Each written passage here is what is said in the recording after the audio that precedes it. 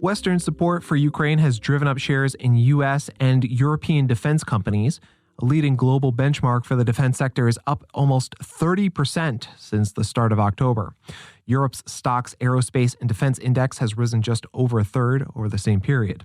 Investors are betting on increased military spending by Western governments, and the gains reflect a growing belief that the conflict is unlikely to end anytime soon.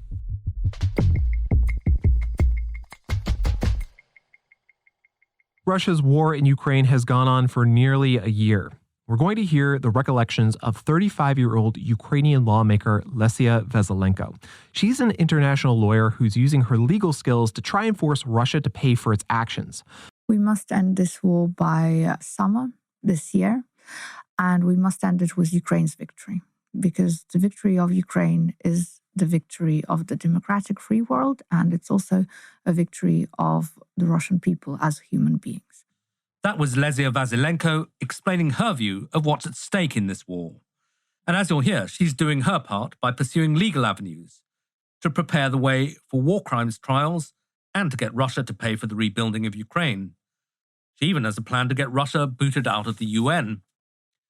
Like most Ukrainians, she's having to do all of this against the backdrop of a life turned upside down by war. In Ukraine, we started calling February the shortest month of the year, but one which never ends. And it certainly feels like that. We were in total denial. We were saying that we have seen this time and time again. Russia has been amassing troops and then calling them back along the Ukrainian border for the last 8 years, since 2014. Nothing is going to happen. Because what choice did we have? Starting to do what? Panic, be scared, evacuate people, evacuate families, cause chaos and havoc in the country. Those weren't the options on the table. And also, there was no option of getting Ukraine armed to the teeth and ready to fight back the Russians. The point is that every single Western ally at that point was concerned. They knew what was about to happen, but none was ready to arm Ukraine. The assumption was that Ukraine should just give up. And I won't be surprised if it will become known in several decades that bets were being placed in how many hours or how many days Ukraine will fall and Kyiv will fall, and there will be not just a Russian invasion, but a Russian occupation. Yeah.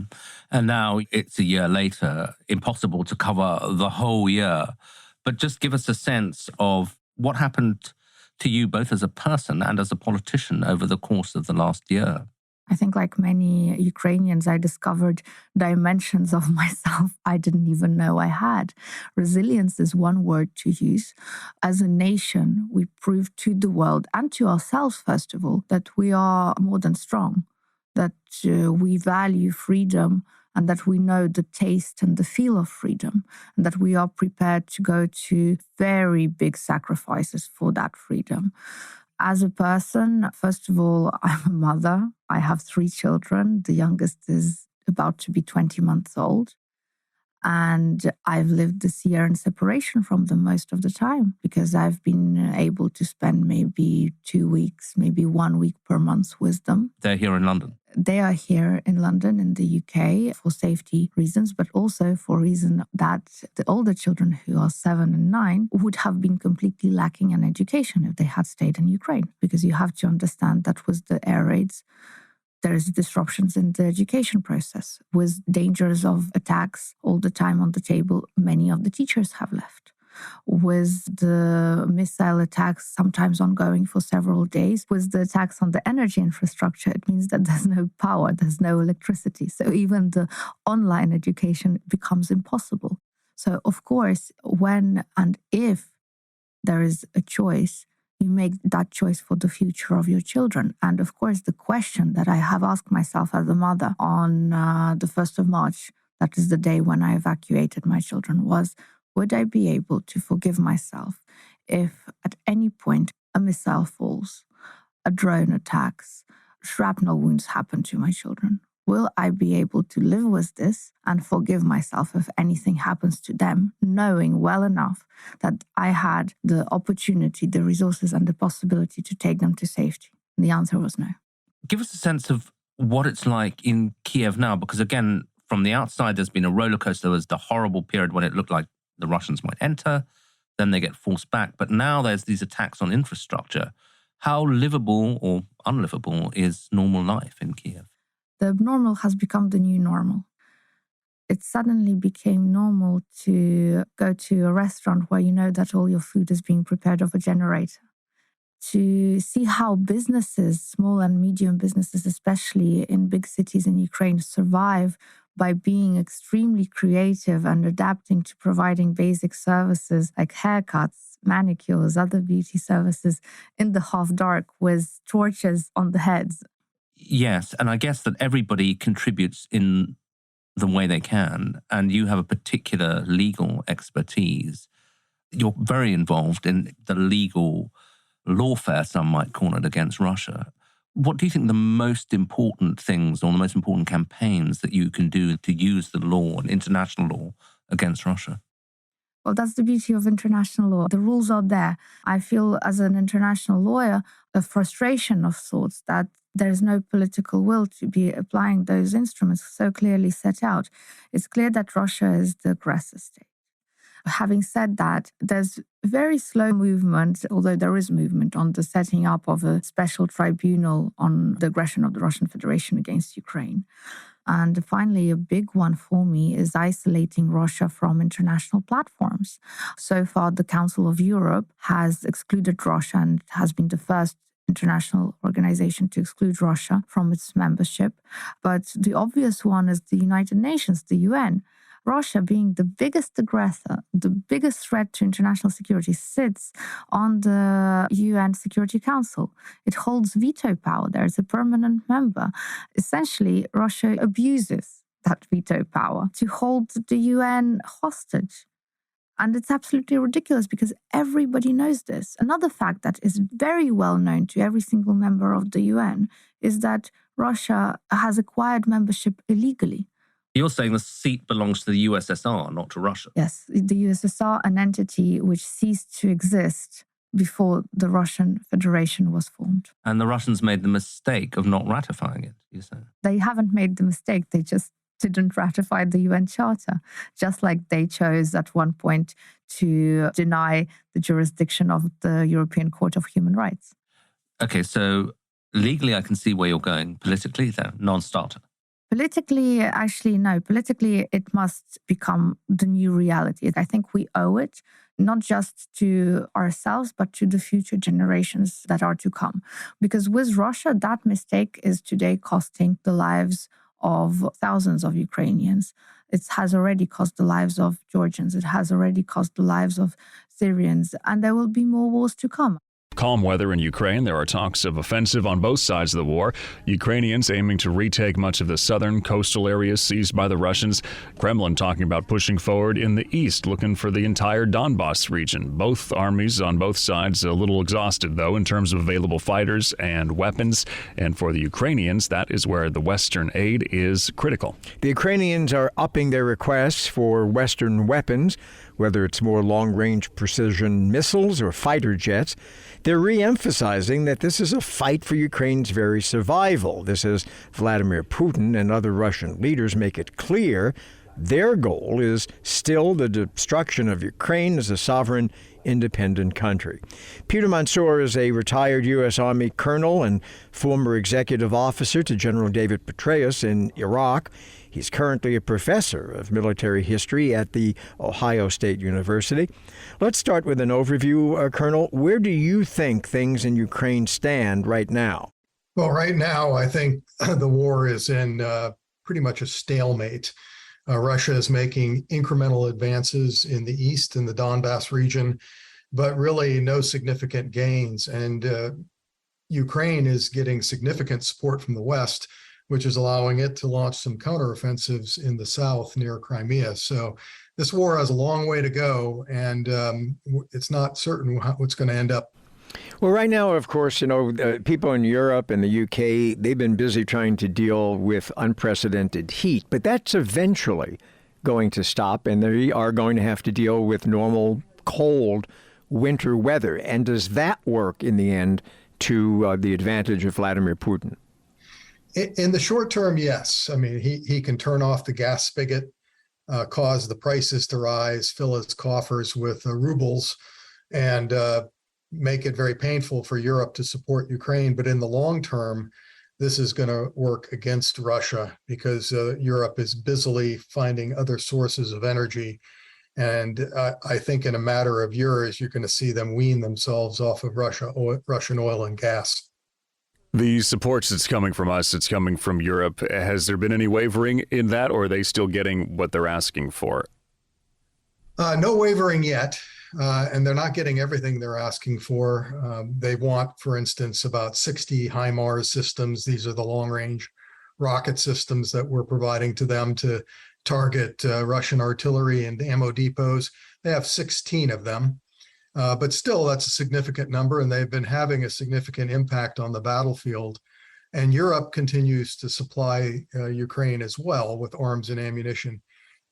But Vladimir Putin is counting on that will weakening as the pain of economic sanctions hits not just Russia, but Europe as well. I remember we had some expert on, I don't know, a few months ago who was making the point that historically Russians are just more used to and therefore better equipped to deal with deprivations than people are in the West, and that this particular person felt would work toward the Russians' advantage. Do you agree? I do agree. It's a good point. The Russians historically have dealt with deprivation because they've experienced a lot of it. On the other hand, they don't deal well with massive casualties. Russian mothers don't like their sons coming home in urns and body bags. Actually, they cremate the remains, so they come home in urns. And this is going to work against Vladimir Putin's stability, the stability of his regime as time goes on. The recent estimate by the head of the CIA is that Russia has lost 15,000 soldiers in this war, more to follow. Are we seeing any more of these comments on Russian state TV that come through that are, reflecting that are against what's happening? Because we saw a few here and there. Yeah, Vladimir Putin pretty much has a lock on the media in Russia, so we don't see much there. Where you do see it sometimes is in the blogs and some of the more private channels. But Vladimir Putin cannot keep this war a secret from his people forever, and sooner or later the reality is going to hit home to the Russian people. What was it, earlier this week when the president of Ukraine had to get rid of some people in his inner circle because I guess the allegation was that they were sympathetic to the Russian side. Is that much of an issue, do you think? Are there many people who are in the Ukrainian government, perhaps, whose sympathies actually don't lie with Ukraine? I really doubt it. If there wasn't a Ukrainian nationalism before the invasion, there certainly is now.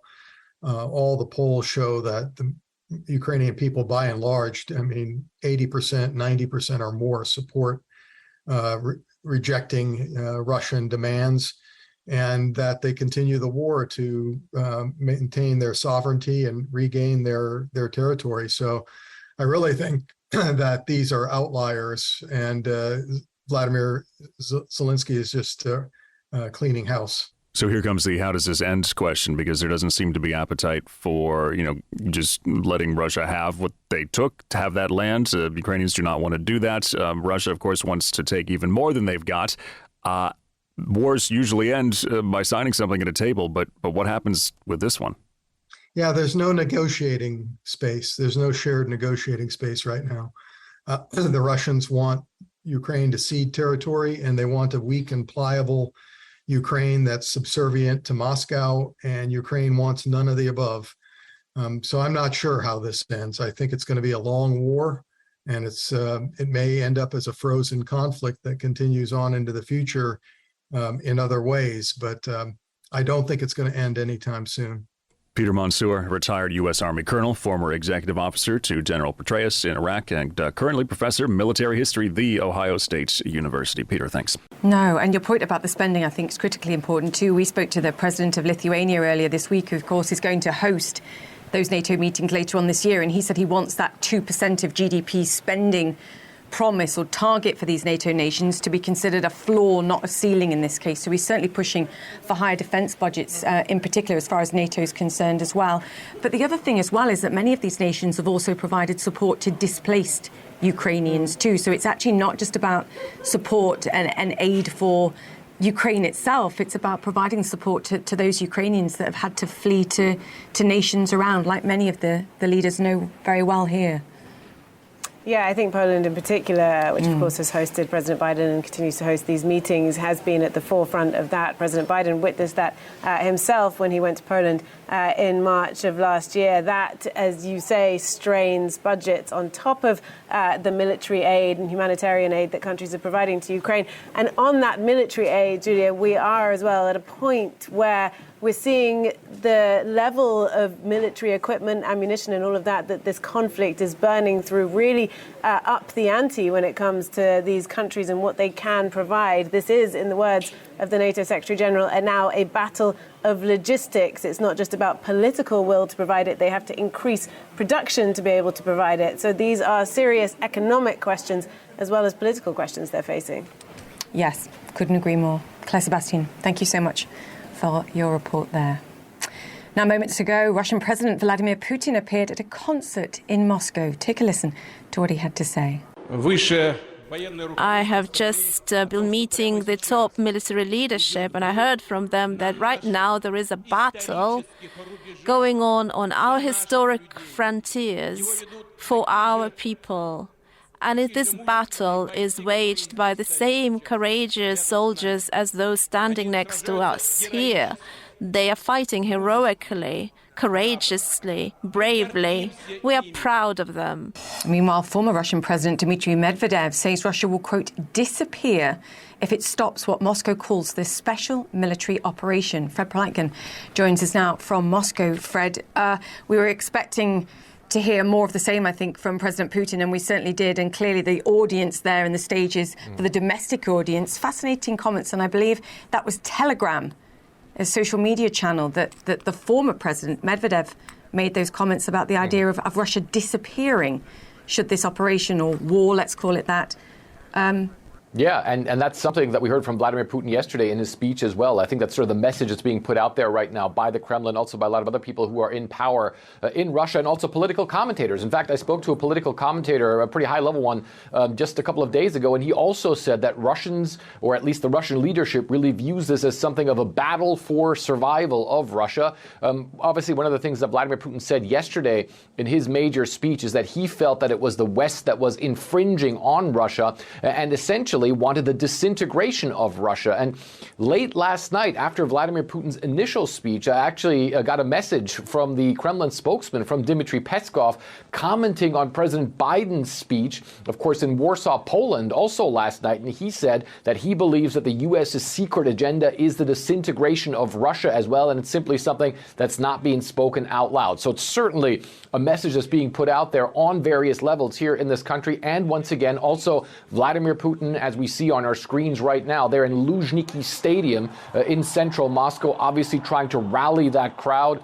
Not having much trouble rallying that crowd, because as you can see, they did have those patriotic symbols out as well. But it's definitely seen as something that's very important to the Russian leader and in general to the Russian leadership. I was actually down there before that event took place to sort of check out what was going on. And there were a lot of people who were coming towards that stadium, a lot of them obviously with pro-Russian, with patriotic memorabilia on them. So you can really see how important it is to the Russian leadership to portray that message. Of course, all of this coming a day after Vladimir Putin's address to the Federal Assembly, which is the key speech that Vladimir Putin holds every year. And then also coming on the eve of Defenders of the Fatherland Day here in Russia. It's obviously a very important event here as well. And this concert that we're seeing, that sort of rallying cry that is going on there in that stadium, is actually technically also part of the events around Defenders of the Fatherland Day. But as we can see now, obviously, with what Russia calls its special military operation going on in Ukraine,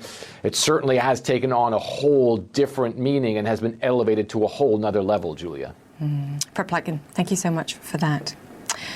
All right, high-profile meetings also taking place in Moscow too. Russian President Vladimir Putin welcoming China's top diplomat Wang Yi in the Kremlin.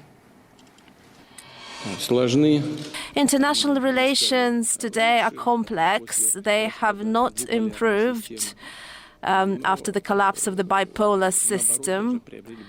On the contrary, they have become more tense. And in this regard, cooperation between Russia and the Chinese People's Republic on the international arena are very important for the stabilization of the international situations, as we have said many times. And Mark Stewart joins us now with more. Mark, I always look at the pictures, the photo opportunities in this case. And when you look at Wang Yi with the foreign minister of Russia, it looked very genial. I think that's what the best word I can use in this case. And Wang Yi described the relationship as solid as a rock. Solid as a rock and mature. I mean, as you know, Julia, it's not as if Russia and China haven't had a relationship before. We're very well aware of the economic ties between the two nations, especially during the Ukraine war. We have seen China be a top customer of Russian oil and gas and coal, and we've seen Russia buy Chinese phones and cars because many Western companies have been basically excluded from the marketplace. But now we are seeing this very determined effort to create, at least to the world, send a message that there is a diplomatic relationship between these two nations, almost to the extent as we have seen with NATO and the EU. As you mentioned, Wang Yi used this phrase, solid as a rock. And he also, in the face-to-face meeting today with Vladimir Putin, talked about the fact that this alliance is not necessarily to exclude the world, but it's to show that these two nations can work together. Take a listen to Wang Yi from earlier. We want to emphasize here that the comprehensive strategic partnership between China and Russia never targets a third country. Hence, it won't be affected by any interferences or instigation from a third country. We certainly won't bow to any threats or pressure. Julia, you brought up the optics of all of this, the photo op, if you will, with Vladimir Putin and Wang Yi. That is powerful within itself, but we could perhaps see even a bigger moment because it seems that the pathway is cleared now for a face-to-face meeting with Vladimir Putin and Xi Jinping, perhaps as early as this spring. We'll have to see, Julia. Absolutely. And to your point as well, these optics matter. The messaging matters. Mark Stewart, thank you for that. OK, let's head to South Korea now, where potential nuclear-capable missile launches are on the minds of leaders. North Korea is now believed to be capable of sending its ICBMs further than ever before. That, according to South Korean military intelligence. And Paula Hancock joins us now from Seoul. Paula, and I believe you've been speaking to South Korea's foreign minister to get their take. That's right, yes. I spoke to Park Jin, the foreign minister here in South Korea, earlier today and asked him about what North Korea has been doing in just the last few weeks. An ICBM launch, a military parade, threatening to turn the Pacific Ocean into a firing range. And Minister Park said that North Korea is clearly on the wrong path, that South Korea is never going to accept a nuclear North Korea, also pointing out that the threats that they have given, that they are going to develop and deploy tactical nuclear weapons, presents a very clear and present danger to South Korea. So I asked him specifically about Kim Jong-un's nuclear ambitions. He may not voluntarily renounce nuclear weapons, but the important thing is that we have to create an environment where North Korea has no choice but to come back to the negotiation table. Now, there's also a growing voice here in South Korea for South Korea to have its own nuclear weapons program, but that was dismissed by the foreign minister. He said that it is neither reliable nor viable, saying that US extended deterrence is really the only way that they can deal with North Korea, saying that Seoul is currently in discussions with Washington into how to strengthen that extended deterrence, talking